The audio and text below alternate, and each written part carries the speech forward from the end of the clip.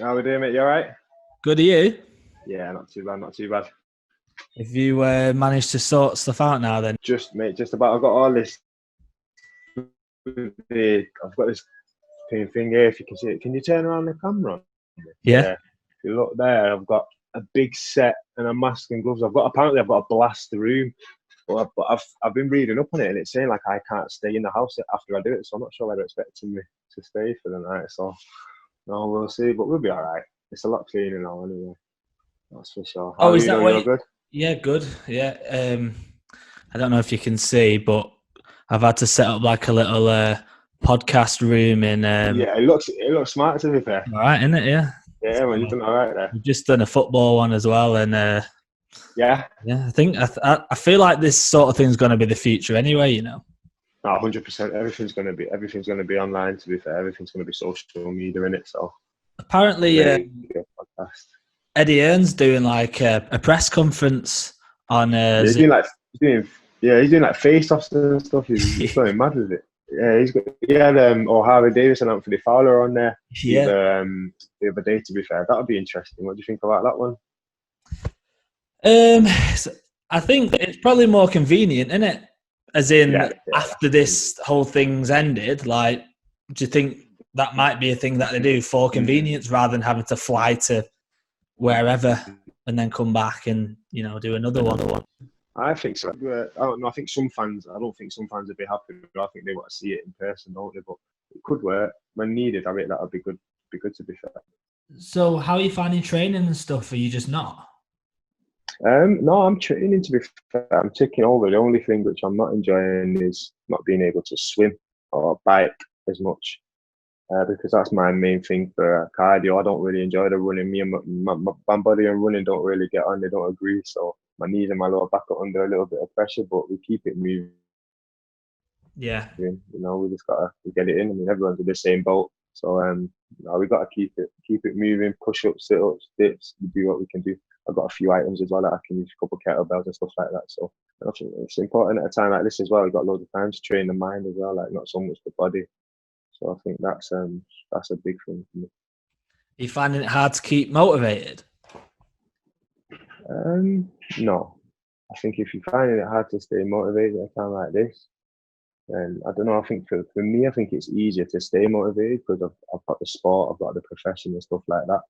Whereas no, I think the motivation for me is just constant. Like it doesn't matter like who, what, when, where, how. Like no, the motivation just got to be there. It's something within, isn't it? Kind of thing, like an internal. My motivation anyway, it's an internal one that drives me. So no, the motivation's still there. Have you been told anything about when you might be coming back? I've not been told anything directly. I've heard that people are different promoters and stuff are talking about possibly fighting behind closed doors. Are you quite happy fighting behind closed doors? Yeah. Yeah, definitely. I mean, obviously, I came from the unlicensing, so I was pretty much fighting behind closed doors as it was anyway. So I didn't come up the traditional way behind closed doors. I think I'd enjoy it, to be fair.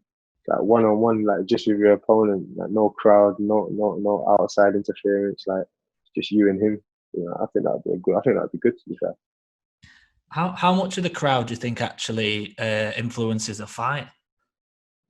Massively, massively. I mean, I'm someone who believes in energy and vibrations that human body can express and use and how they use it. And that's exactly it there. It's how the person was being a boxer, how we as the boxers, how we use the energy that the crowd's giving.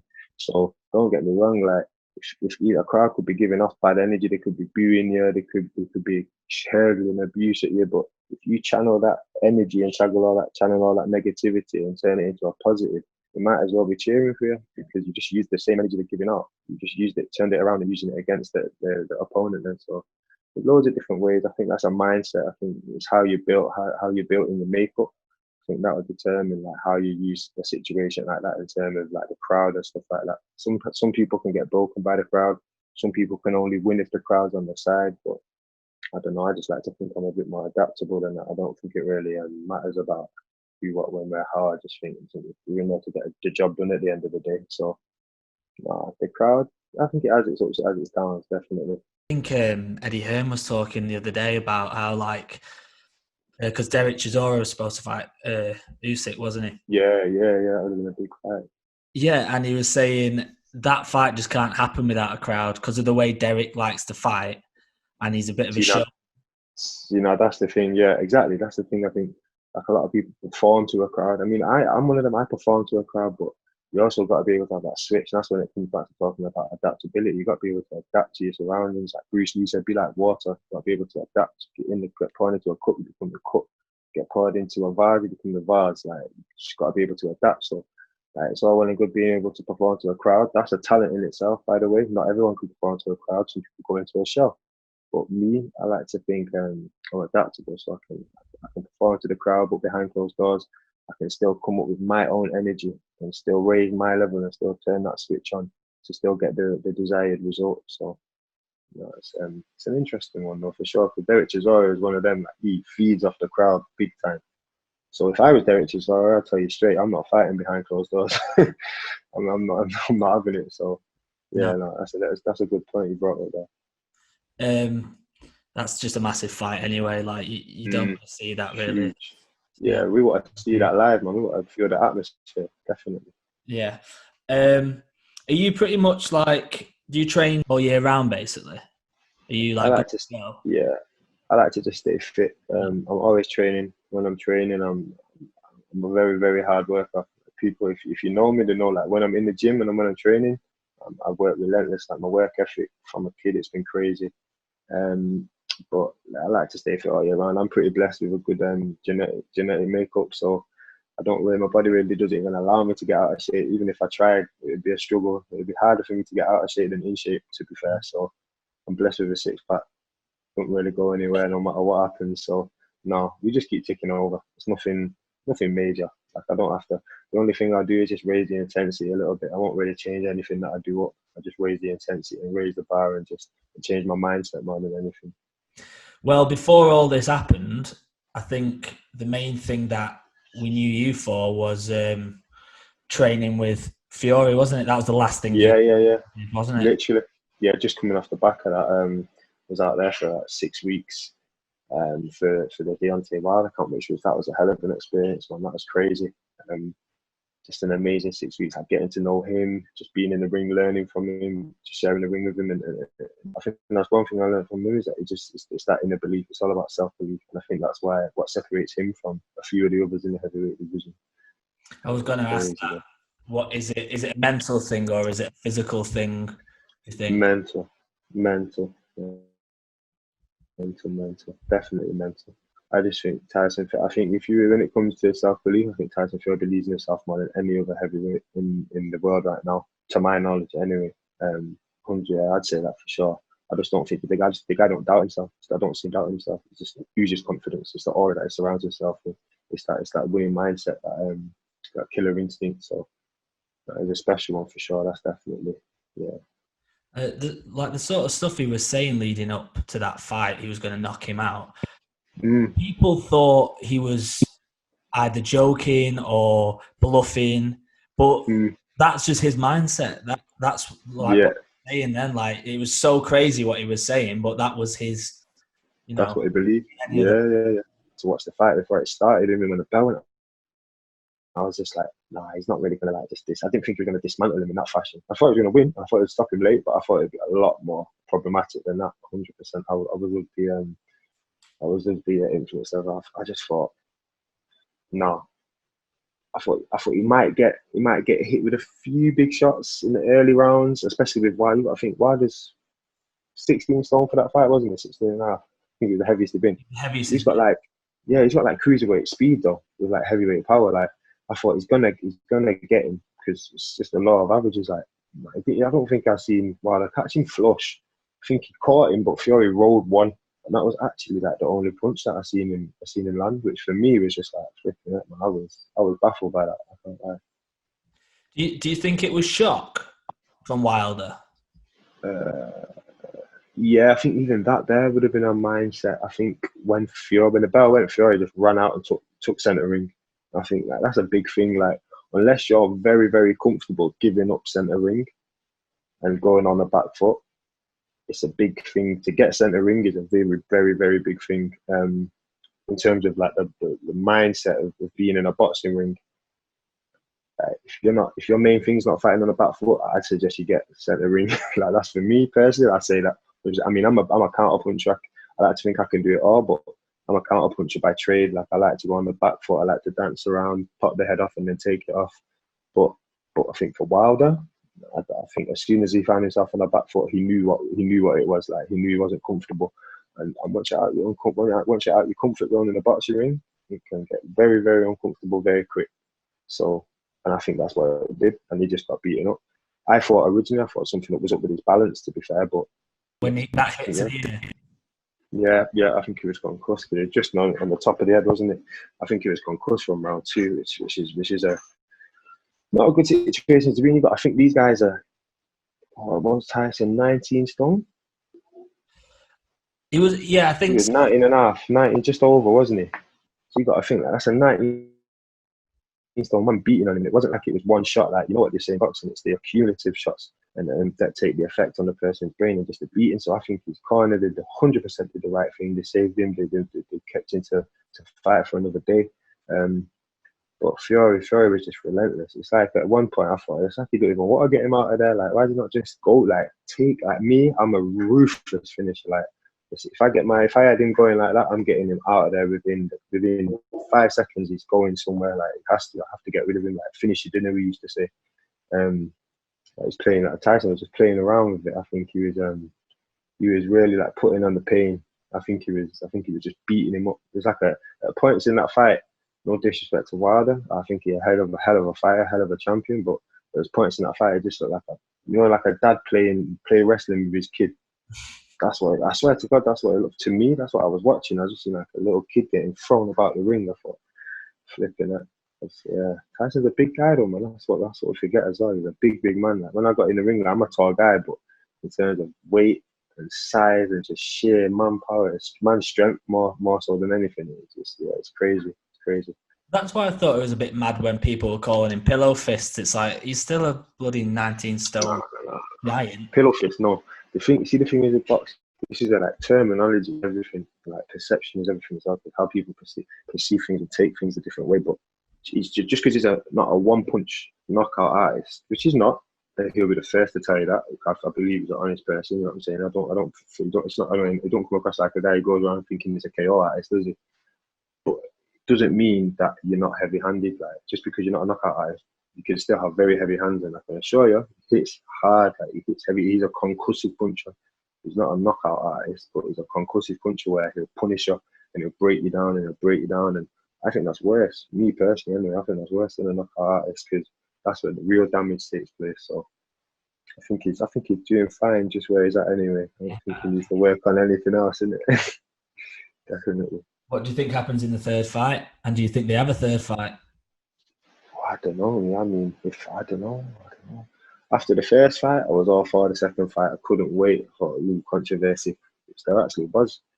But after that fight, honestly, if I was Wilder, I'd have to have that fight again. I have to take that fight. If I got done like that, I have to right my wrong or go at it again. Like I'm not just stepping aside. Forget that. But as me right now, I'm not interested in seeing that comeback. I don't want to see that. There was nothing there to show me that he can do it. And I'm sorry, like he's going into the next fight unless he completely changes his style of fighting and his training and everything. He's going into the fight with just a puncher's chance, which he's got. But even then, like in the back of his head, he's thinking, I hit Fury clean on several occasions in the last round, near enough, the last 2 rounds of the first fight, and he got back up and he was fatigued. He just come back from the massive the massive layoff that he had. So if he was overweight, he dropped loads of weight. He wasn't really focused on training. He was making weight for that one. So you got to think if he got up, then what's he going to do when he's in shape and he's mentally in a whole different mindset and a whole different mind frame? Like, I don't know. I just think, me personally, like nothing's impossible, but that one's a lost cause for me. I think Wilder needs to set his sights on someone else. I think he should let Fury try clear up the division, and I think Fury's done now. Fury ain't got nothing else to prove. Like done them all. I think if Fury does the whole Joshua thing and beats Joshua, then he's gone out on top, out like an absolute one of the greatest of all time. Period. Point blank. Period. So I think he lets him do that, and then I think Wilder sits back, learns his craft a bit more, and waits on Joshua, Ruiz, people like that, because I think they're more winnable fights for Wilder. I just don't think Wilder's built to beat Fury's all-round styles make fights. That's one thing I'm a massive believer in. And no, I think Fury's all-round for Wilder, all-round. I think it's a face-saving thing, though. He's got to take. He can't not take the third fight. That's what I'm saying. Facts. I mean, just for pride and ego, and I mean, you got beaten up. Like, you've got to. If there was a rematch clause, exercise it. Yeah, 100%, without a shadow of a doubt. I mean, you've got to put that wrong right. I mean, that's why I always say. I'm sorry to go off topic, but that's where I'll always say, with the whole Joshua rematch with Ruiz, I was just like, I don't know. I was umming and ahhing because I was like, yeah, he won the fight. He did what he had to do. He put on an inexplicable set of skills, and he was very disciplined in his approach and stuff like that. But for me personally, and this could well be my downfall, hence why I'm not world champion, innit? But me as a person, if I got beat up like Ruiz beat Joshua up, I've got to beat you up. That's just my mindset. That's just the way I am. Like, I've got to beat. I wouldn't feel like, I still now wouldn't feel fine within myself after putting on a performance like that. Obviously, I'm champion and I've got that back. Now I can work, and I'm looking at the bigger picture, but as in for the here, and I'd still be like biting. This guy knocked me down 4 times. 4 times, wasn't it? He knocked me down 4 times. Like, I've got to at least put him on the canvas. Like, at least make him touch canvas once. Like, I don't know. Maybe that's me being immature in my ways. I don't know, but that's just the way I am. What do you think your coach would say about that? I don't know. I think he'd understand me, to be fair. He knows. He knows I'm a bit of a live wire, as people like to say. But I don't know. With whatever he says, kind of goes, though, innit? As long as he says, if he tells me to do something, and I've got to do it. They can see the thing is, with a coaching team, they can see things from the outside of the ring, which you can't. You don't even have a clue what's going on. I learned that whilst I was out in America, because we were doing each other's corners in the sparring. The stuff I was seeing, and I was like, "Why?" I have no idea this was happening. Like, when I was in the ring, I have no idea.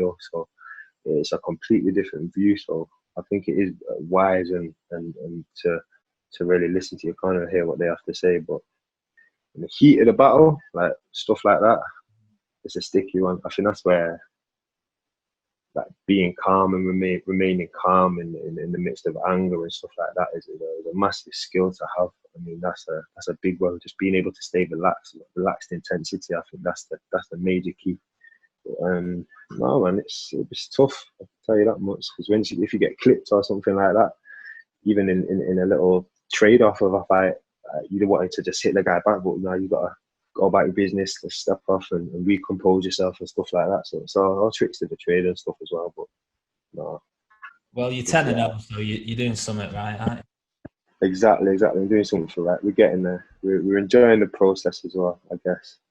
So we're just looking forward to just continuing it. Did you spend much time with Fury outside the ring? No, to be honest, no. That we were in a different house, and they kept to they stuck to what they were doing. Obviously, you got to think that we understood that as well. Like, biggest fight of your life. If I'm honest, I thought it was one of the biggest fights of his life, if not the biggest fight. But no, we did our own thing. We was in a gym out there as well as the boxing gym. So we just kept ticking over and stuff like that, which was good. And well, I think with it being a different fight, or like a lowercase fight, I think we would have obviously probably spent more time with him and that. But he had to. I think he was just in win mode. Like, he didn't really want business with it. He just wanted to win. That was his mindset. It was very clear, and he went and executed it perfectly. Well, yeah. I mean, from that training camp, what did you take away from it that you can now incorporate to your own training? Just the confidence in the ring. Just the confidence. Just demand the ring. I've always been an imposing person, and I had an imposing personality, but I think just really utilising that and putting it into practice in the ring is just a whole different. It sets you in a whole different space So I think that's what I'm most looking forward to, getting back into a ring and exercising a little confidence, even just expressing the confidence that one achieved from being in the ring with Tyson Fury. I just want to go and express that confidence onto someone else and let them know, like, boy, I can't. I've been dancing around with the champ. If I've been dancing around with the champ, you are not. You can't be causing me any sort of problems. I'm sorry. So it's going to be interesting. I do look forward to getting back in there. That's for sure. As well as Fury, you've been in the ring with Usyk as well, haven't you? Yeah, that was a whole different experience. Yeah, I was in the ring with Usyk a couple of years ago, just before my shoulder surgery. That was fun. That was fun. That was an experience. Interesting. It was a mysterious one. But he is wild. He's another one though. It's just his aura. It's just, he had this aura about him. 100%. Very, very confident, self-reassured human being. Yeah, that was a strange one because I was in a completely different country. I was on my own there as well. I was in a completely different country, and no one really spoke any English. Hardly, literally, like no one around me. I was just in a hotel and there was a supermarket attached, and I was just to and from the hotel and the supermarket. Like, it's crazy that was, but that sparring, that was quality. That was quality work. I learned a lot from that sparring. He was a southpaw. They had to tell me to fight a certain way and stuff because I was over there for the Garcia fight. I don't know if they misread some information or something, but I'm 6'7" and naturally a back foot fighter. Why I was brought in for Garcia, I don't know, but I was very grateful for the experience because it's not every day you get to go and fight Usyk. So when they called me, I was like, "Huh, for Garcia?" I was like, "All right, I'm not gonna say no to going out to and aspiring the best cruiserweight, arguably in the history of the sport. I don't know. He's up there. He's up there. You've got to say that." So yeah, it was interesting, but no, we learned a lot. We took a lot from it. So some been in there with some quality operators, that's for sure. What would you say were the similarities between, if any, between Usyk and Fury? Similarities, I'd say how confident they both were. Just the presence of both of them. You can just tell they were winners. They just felt like winners. You knew you were around winners. My mum and dad are both winners. Like they're both gold medalists, multiple gold medalists, and world championships. So I've been raised by winners. I know what it takes to be a winner, and I know what it feels like to be around winners. So I felt like with being around both of them, I felt like that's no shit, like no doubt about that, 100%. Like that's the one thing that I'd say connects the both. Yeah, that winning mindset, that winning mentality, 100%. And what about differences between the two?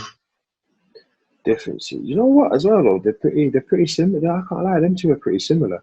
Like they're a bit. People say they're a bit crazy. Like they're a bit up and down. Like Usyk will do the same as Fred. Like they'll be out at the ring, they'll be dancing, joking. You get in the ring and boom, switch. Just there's a switch. So I don't know. I think they're very similar. To be fair, both master the art of boxing. Like hit, don't get hit, and neither of them are KO artists. They're both very good with their movement and their punch output for their weights. Yeah, to be fair, they're very similar. Very similar. Whilst one of them didn't speak English. That was the only thing. Yeah, that's about it. To be fair. Did he say anything to you? Do you say a couple of things like yes, thank you, hello, literally the basics. I'm talking basics. I think his English has got a lot better as of recent. He's traveling more. He'll be learning this stuff 100%. And I'm sure his team will have him on that, definitely. I mean, that could be a fight in the future, perhaps. Fury, Usyk. What do you reckon about that? That would be interesting. Now that would be interesting. That would be a very, very, very interesting chess match. I think it would have to be a chess match because no one's gonna want to engage really. To be fair, if again, no Fury's size, I don't know, man. Fury's a big guy. I think if you want to be fighting Fury, I just think unless you've got the tools to try and have a chess match with him, you're just gonna have to throw the kitchen sink and the rest at him. You're gonna have to. Otherwise, there's no point because he's too pure of a boxer and too skilled of a boxer to be trying to have a boxing match with him if you're 6'2" or 6'3". Mm-hmm. I'm saying stuck. Like, why you don't have a boxing match with him? You're gonna have to take his head off because you will lose on points. There's no two ways about it. He's just gonna jab your head off. So you just best get stuck in there, get on his chest, and get mad with it. So I don't know. That would be my approach. But what do I know? Do you think AJ might have that approach? You can't box You have him. to. No way, AJ. I think AJ would probably tell you himself. I don't know. Maybe he wouldn't, but there's no way in this world Anthony Joshua's outboxing Tyson Fury for any part of any round in the boxing ring. That's just my opinion. I'm a very opinionated person, but I can't see that happening. However, I do think if AJ gets hold of Fury in the close quarters, it could be a whole different ballgame because he looks pretty strong to me, Joshua. I've never experienced it, but he looks like a pretty physical individual. He can work well on the inside for a big guy. I mean, if I was him, that's the approach I'd be taking. I'd be just trying to get down and dirty with it. I'd have to, because him outboxing Fury, the chances are near to none. None whatsoever. Well, I read something before that was saying that fight might actually be more likely to happen now because of the travel ban. So you can kind of only make English fights. Okay. That's true, actually. I don't know, though. I just think the politics involved in that there, so that's a mad one. Yeah. I don't think they let it happen without superstars coming from other countries. Like, they're not going to have, what's my guy called? Who announces the fights? Yeah, Michael Buffer. Michael Buffer. They're not going to have Michael Buffer there. You don't live in England, so you ain't going to be announcing the fight. Like, we need stuff like that. Or what about celebrities who are going to want to come to that fight? Like, True. the audience, the fans from all over the world, like, they actually are that fight there. That's not happening. That's not happening behind closed doors. Not a chance. Or not even just in England alone. No way. I'd be mad. I'd be surprised. I'd be very, very, very surprised that I'm hearing if that fight happens, they want it in Saudi. I can't see the English public allowing that fight to happen in Saudi. There's no way. I think riots would be had if they tried making that in Saudi. Imagine the British fan. Yeah, the only good thing about it being in Saudi is we can still watch it at a time that we probably would anyway.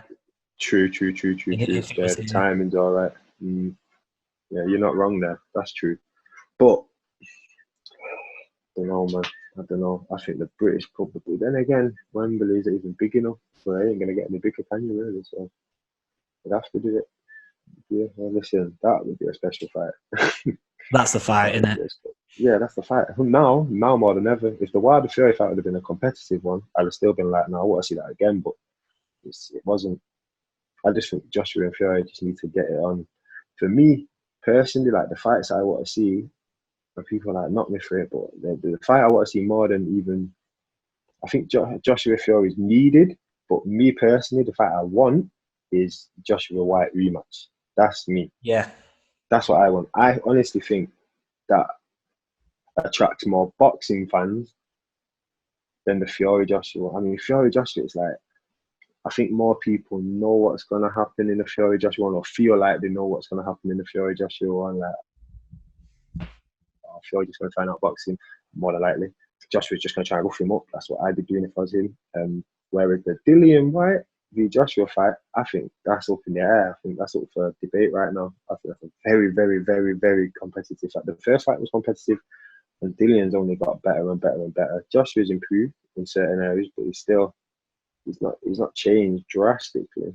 I think Dillian's actually changed as a fighter. He's added a lot to his arsenal. I think that there, I think that's a big fight. I'd be interested if that fight happened. And Dylan's beaten before as well in the amateurs, but they won all.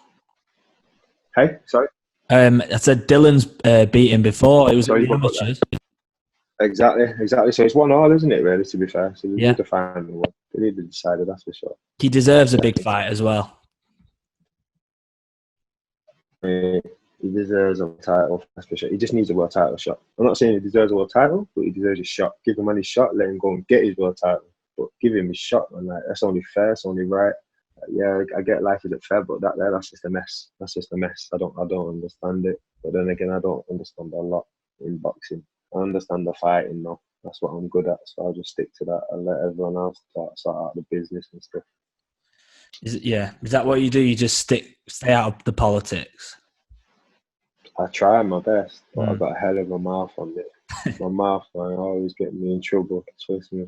That's where my name comes from. But no, I mean, it's important for a fighter to be able to just focus on the fighting. Like I said before, I've not been in any big fight, so I've not really had to like come under any sort of stress and situation where it's going to be the end of the world if this happens or that happens. Like, I've had ups and downs before fights and stuff, but nothing out of my control. I can control and manage everything, so we've been all right. But some of the fights that I've seen out there, like the magnitude of the fights and stuff like that, I've seen certain situations going on, like, people like messing up camps and people having something going on with the family and people that change just weeks before or weeks out of a fight, and a mad world out of it like that.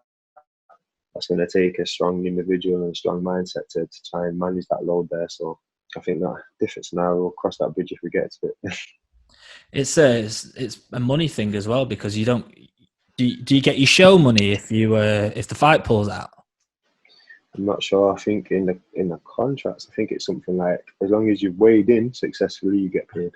Okay. I think it's that. Yeah, for sure. What part of Manchester are you from? I'm from Trafford, Urmston. I was growing up in Manchester. It was alright. It was enjoyable, I guess. Different for me. I had a nice upbringing. I went to private school. I had a little red blazer on, a little red hat. So mum and dad gave me every opportunity I could, kept me out of trouble playing sport. I didn't have a chance to get in trouble, to be fair, when I was younger. And then I got older and I started finding trouble in it. I started making trouble for myself. But I enjoyed growing up, to be fair. Most of my childhood was just sport. Literally through and out, played football, played every sport you could think of, to be honest. Did every athletics I could have done. And you name it, I did it. That's for sure. Football, tennis, and boxing have been my main ones that I've give a go. But yeah, I've done everything in and around. So yeah, we kept busy, that's for sure.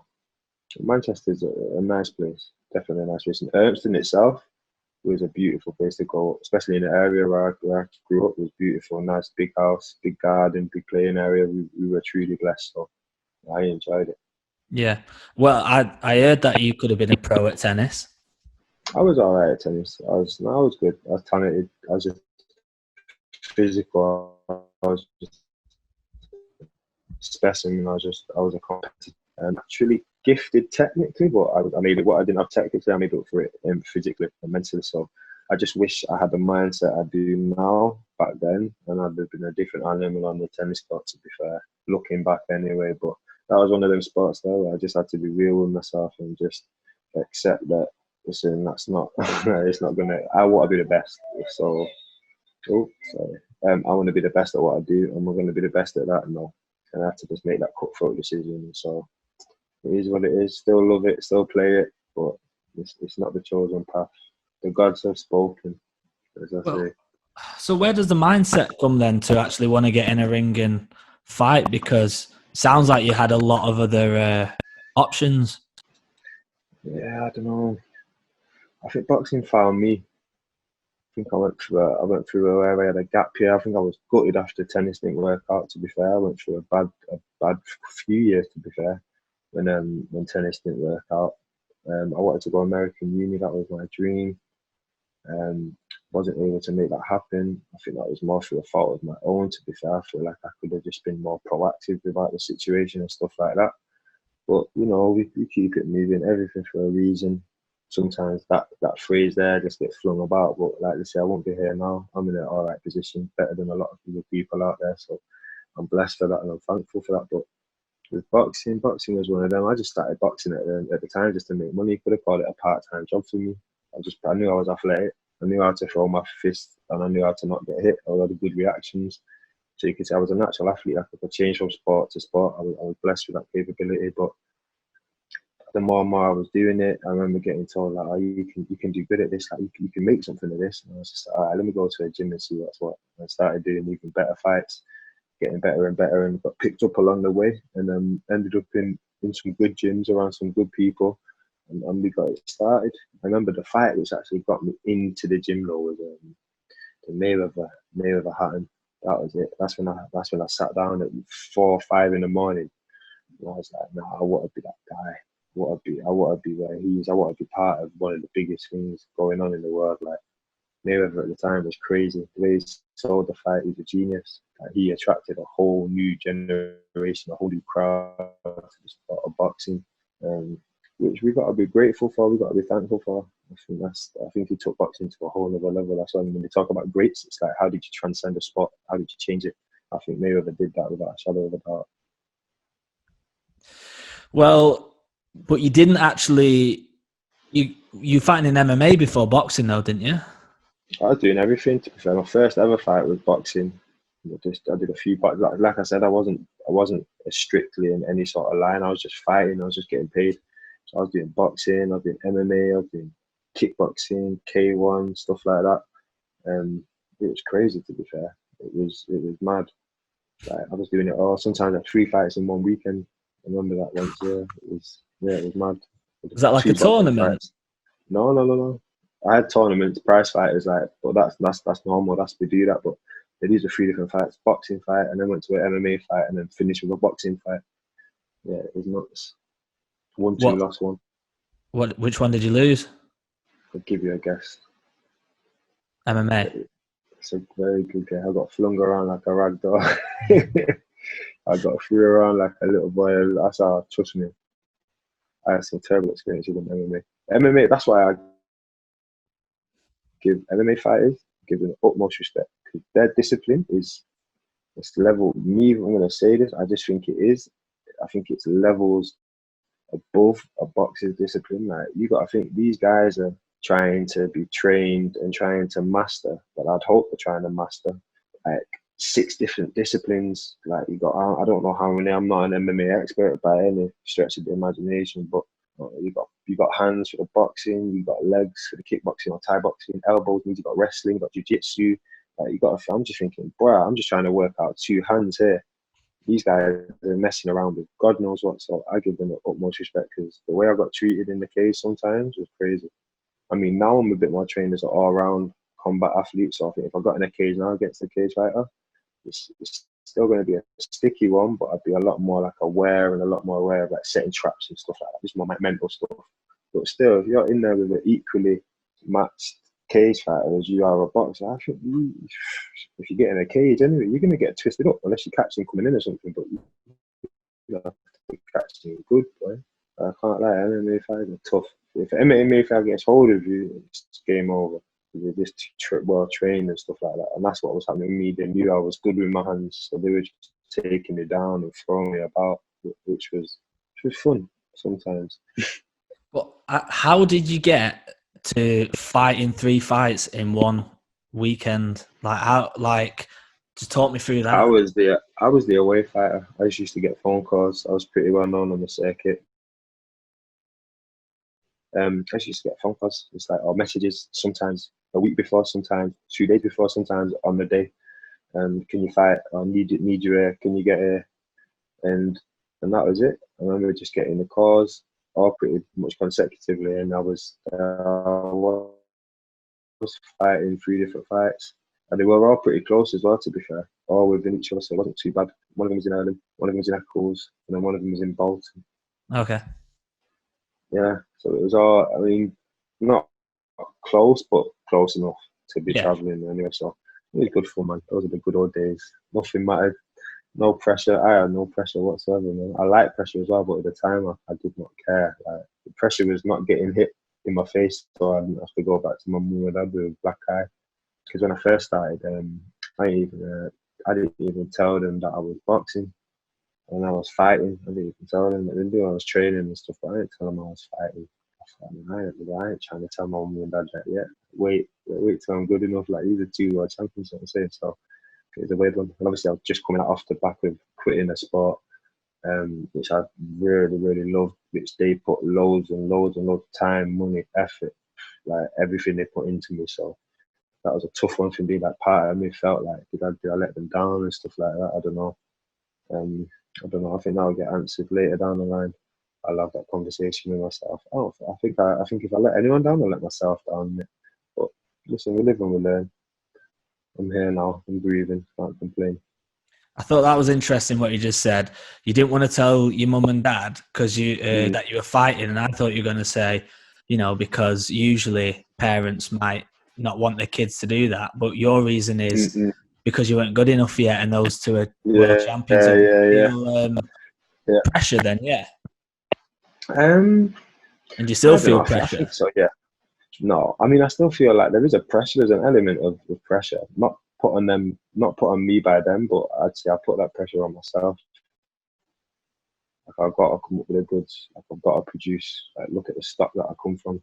As people say, I come from good stock, which is true. So to underachieve would be a crime. That's what I believe. So we just got to try and keep it moving, keep it positive, and just try and overachieve more than anything. Which I think is more. Do you know what? I wouldn't even. This is what I said before about coming back to how I was saying how different fighters and different people treat crowds and supporters. The thing with pressure is how you use it. You use that pressure as motivation, then you're at a win. So that's how I try and use it, and that's how I feel like I incorporate it into my boxing. And when I get into that ring, is the pressure that is added is just motivation. It's motivation. Yeah. Did you used to go and watch them fight? No. When they were competing, I wasn't even thought of. Oh. That's how they met. They met through karate. Yeah. So, but my dad actually, he should be on. He's aiming to go back to the Olympics. That would be insane. No, that'd be crazy. Trust me. Be mad. Did you not do karate as a kid? No. My dad took me to one place, and I remember just trying to beat people up. I just didn't have the control of the discipline. I just wanted to punch holes in people. I'm punching you, I'm trying to hurt you. I'm not trying to, what are we punching each other for if we're not trying to hurt each other? That was just my mindset. As if now I look back, I'm like, I understand and I respect the aspects and the whole concept of karate and the discipline and stuff like that and what it teaches you.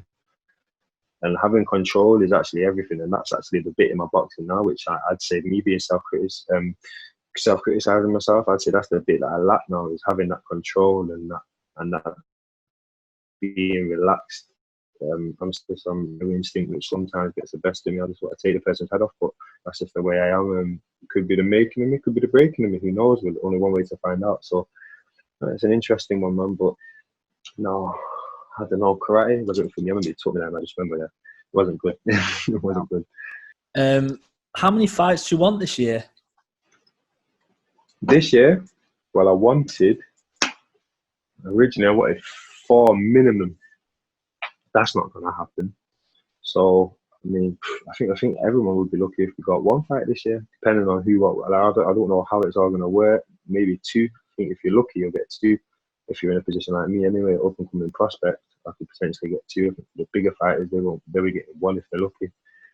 But I'd be happy with 2 fights before the end of the year, if that's possible. Hopefully, with all that's going on, that can get sorted. But it's a bit of a sticky situation, so we'll just leave it to the professionals and just stay patient, stay ready, and stay waiting.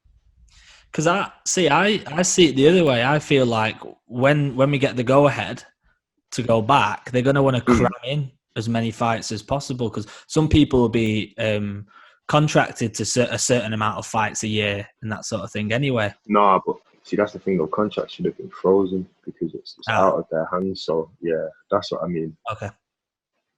That's what I would have seen. I mean, that's what I would have seen done, because you got to think, if contracts haven't been frozen, it's not the promoter's fault that they're not putting on shows. So as a fighter, you'd be pretty out of order to be going to the promotion. You've not given me my fights for the year because when there's been a big pandemic going on. So I'm sure that'll all get sorted out by everyone, teams and whatnot. So yeah, I don't think that's. I mean, I can see most up and coming fighters having 2 fights, maybe 3 fights, but I think the main fighters, like 1 show each. And I can't actually like someone like Chisora getting out twice in this year. No. Well, let's just say the coronavirus, after that's all said and done, we go back to normal, hopefully. What do you see happening in your next 5 fights? Like, where would you like to go? My next 5 fights? Yeah. Unbeaten. unbeaten. All I can do is just, I won't lose. When I get in the ring, I will not lose. That's my mindset. That's how I've got to approach it. Where would I like to be? I'd like to obtain some titles. What titles they are, I don't care. I don't mind. As long as they're pretty and they pay me some money, that's the key. That's the objective, right? And we just gotta win. I don't care who it is. As long as it makes sense, it fits with me, then let's get it on. Let's make it happen. I think there's little talks and stuff like that of who, what, when, where, how. And it's like, listen, if it makes sense, I'll fight anyone. I don't care. I don't fear no man. We all bleed red. We all got a heart that pumps, and we all got two fists, and that's all we got to worry about. So we can definitely make any fight happen. But timing is everything as well. Timing is everything. So it's about being patient, which I'm not a very patient person. So it's a bit of a funny one, because me, I'm just feel like I'm ready to be let off the leash. Others might not think that. But listen, I've got a team around me. I trust my team. I've got to believe in my team, and as well, I believe in myself. I know my capability. I know what I'm capable of when I get in that ring. So I know I can handle myself against any of the cruiserweights domestically right now. I can't speak on the international scene because I don't know the international scene. I don't care. I'll deal with them when I get there. If I get there before the domestic or after the domestic, I don't know. I don't care. But we'll deal with all oncomers. That's for sure. Do you want to? I was gonna just say when do you want to move to heavyweight? Because I mean that's gonna happen in your career, I'd imagine. But do you want? Have you got business at cruiserweight first? Do you think? Oh, listen, you see me? I'm of the opinion like the business at cruiserweight is what we're in boxing for. I'm not in boxing to be a freeweight world champion. I'm not bothered about freeweight world champion. I want to be a world champion. I don't care what weight it's at. Flyweight, which I don't think I'd make, or cruiserweight or heavyweight, I'm not bothered. I want to be a world champion. And I want to make money, and I want to get out safe with my health in check, and I want to provide for my family and those around me, and try and make a better life for those who don't have that opportunity that I had when I was younger. But to do that, I don't care what weight category it's in. Would I be comfortable going up to heavyweight now? As long as I had some time to shove a couple pounds on and shove a couple kilograms on, no doubt about it. If it makes sense, 100%. I've been in there with probably one of the heaviest heavyweights out there and the most skilled, and I think I fared pretty well.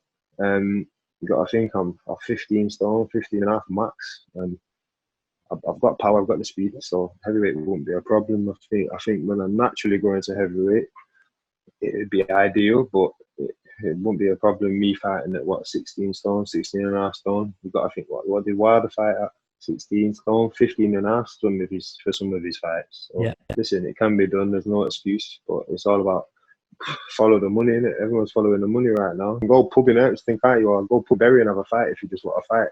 But if you want to get paid for it, go in the professional ranks, be a prize fighter. So that's what we want, innit? At the end of the day, we're trying to get paid, man. So I think that's the trick to it, and that's where the great fighters out there, the greatest of the greats, and they've made the money and they've kept the health in check. That's why no one can knock Floyd Mayweather. Genius.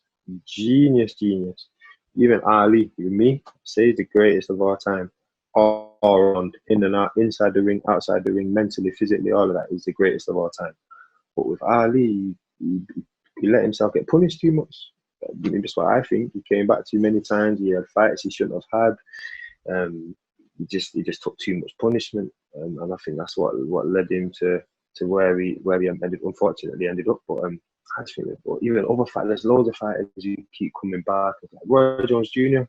For me, Roy Jones Jr. is the greatest ever fighter in the ring. Period. Technically gifted, talent. Are you mad if you've not seen Roy Jones Jr.? You don't know boxing. Like, that guy is insane. So when I'm seeing him get knocked out and beaten up by fighters who wouldn't have lived with him in his prime, that's just sad to see. Like, knocked out cold as well. I've seen him get beat up a few times. I just think he keeps coming back. I just don't think that's healthy. So I think the key is to get in, make your money, make your name, create a legacy, and get out. That's what I'm trying to do. What would you say motivates you then? Is it that, or is it? Are you a fighting man at heart? Do you think? Like, do you like to No, fight? I'm not a fighting man at heart. No, I'm not a fighting man at heart. No, definitely not. I won't say I'm a fighting man at heart. I'm just very, very, very good at it. Very good. I say I'm one of the best at it. What I do like is the art of war, the conversation two men can have with their hands, with their fists, the art of combat. I do enjoy that. I do like the thrill of that, the excitement of trying to break down and surgically take apart your opponent and start breaking. I think I do like the beauty of that, but I'm not a fighting man. I don't be like, I just want to fight. No, I'm not. No, I'm not bothered. I'm more the one to turn up the opposite way. But that's what I think motivates me in boxing is to just provide more. Do you know what? First and foremost, just to make myself proud. I think I'd be lying if I said I'm not chasing some sort of self gratification from it. Like You're chasing greatness. Yeah, 100%. Like that's gotta be the main goal. Like I want to be great, but that's like I want to be great for myself though first and foremost. Like it's to prove to myself that I can be great because there's been a few things in my life which I've had to quit at, which I've failed at, which I've not achieved, and I feel like I've got a lot to prove to myself. So I think that's a battle between me and myself is getting to the top. That will definitely prove dividends, but as well as that, my family, like they've stuck with me through thick and thin. When it got really bad and rough after quitting tennis and stuff like that, they stuck with me. They've never left my side. They've never stopped supporting me. So I feel like I owe them the world. And loads of other people around me. Like there's people that have been there for me on my journey, which I did just fuel to the fire. And there's been a lot of people that have said, no, I'm one of them guys. Like if someone says you can't do this, I will do it no matter what. If someone says, yeah, you can do that easy, I was like, yeah, I know. I just won't even try. But when someone says I can't or you won't do that, I'll be like, all right, then innit, we'll see. I'll do it. I promise you I'll do it. No matter what it is, I will do it. You don't challenge me, innit? I don't take well to challenges. I'm a very, very, very competitive person. So, yeah, I think they're my biggest motivations, that's for sure. Well, that comes back to what you were saying about looking into your opponent's eyes. Exactly. It's all about that deeper thing, that deeper meaning. And you can work out. I can look into someone's eyes and work out before I fight or away, and you can be able to work out. Do you really want to be it? Or you just not bothered? Like when you come and you're just about to fight, like look into that person's eyes. You can see the intensity. You can feel it. You can read the person's energy. You can tap into that deeper vibration. But no, listen. Some people are built for it. Some people aren't. Some people rise to the occasion, some people don't. Like, I don't think it matters who you are or where you're from or anything like that. I think it's in us all. It's just that can we tap into it? I think that's for sure. Do you like the mind games of it all? 100%. Mind games are everything. Mind games are everything. I think that's where the fight's won and the fight's lost. We can all box at a certain level. When you get to a certain level, you can all punch. You can all throw combinations. You can all move. You can all slip. It's all the mind games, the soft side to it, and the spiritual side to it. I think that's what takes over. That's for sure. I think there's a deeper side and a deeper, darker side to boxing than a lot of people even give it credit for. I think people just think it's like two men having a fight. No, deeper than that, being just levels ahead of your opponent in so many different ways, whether it be mental, whether it be physical, whether it be spiritual, like just loads of different things and different aspects that all come into play and all make a difference. It's crazy. Just talking about it makes me I just want to get sparring again. I just want to get fighting again. Like I just want to practice some things and just set some more traps and stuff like that. Sow the seed of doubt. Like it's crazy. The sport of boxing, the beautiful sport of boxing. Well, good one, yeah, I hope you'll be able to soon. I honestly I couldn't even guess at the moment when that will be that you could even start training. Trust me, mate. It's going to be looks like a long one, if I'm honest. If we're realistic, it looks like a bit of a sticky one. But you know what? There's people out there, like I said, on countless times, I said, I'm not one to complain. There's people in a lot worse situations than me right now. I've got a roof over my head, I've got clothes on my back, I've got food in my belly. So we wake up in the morning. That's about it. Let's not get too far ahead of ourselves, innit? I've never been one of them to plan. That's why people always tell me, you should plan more. My dad is on me he's just like, plan, you got a plan. I'm just like, I'm just glad I woke up this morning. Me, man, I'm trying to plan for 10 years' time. Just glad I got up this morning and I opened my eyes again. Let's crack at another day. Like, I've never been one to plan. Like, I've got dreams, I've got visions. But some say, what are dreams and visions? Like, I plan. I don't know. I'm just a man on a mission. I live for every day. Is what it is. Yeah, we'll leave it there, I think. This was the first ever episode we've done. What do you reckon? Love that. No, that was good, man. No, I enjoyed it, man. That was good. That was a good chat, though. I enjoyed it. Yeah, good. Are you gonna? Definitely, man. Have you got to sort your room out? I appreciate that. Yeah, literally, I'm about to get ready and spray it up, bro. I'm gonna do the little spray bomb. So we'll see. Wish me luck, man. Wish me luck. I'm sure it'll be fine. All right, mate. Yeah, good chatting to you. Listen, good chatting to you, Kari, man. Thank you for that, pal. See you in a bit, mate. See you later.